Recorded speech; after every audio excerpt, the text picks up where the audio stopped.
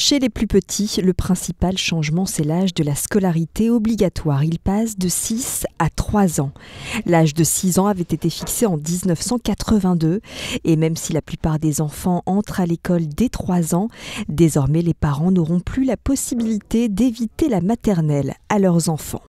En primaire, c'était une promesse d'Emmanuel Macron. Les effectifs ne dépasseront pas 24 élèves par classe en CP et en CE1.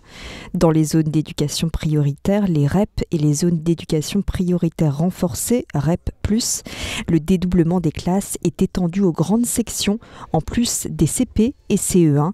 Les effectifs passent ainsi d'une vingtaine d'élèves à 12 maximum. À noter que l'homoparentalité est officiellement reconnue. Par conséquent, les formulaires administratifs comprennent la mention « autre représentant légal » en plus des mentions « père » et « mère ».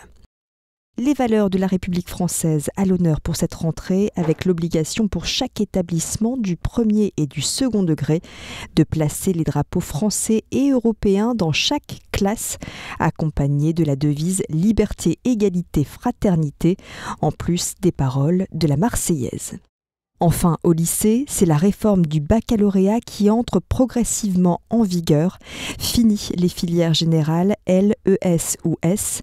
Désormais, en fin de seconde, chaque élève devra choisir 3 spécialités parmi 12 enseignements proposés, allant des mathématiques à l'art, en passant par la philosophie ou encore les cultures étrangères et régionales.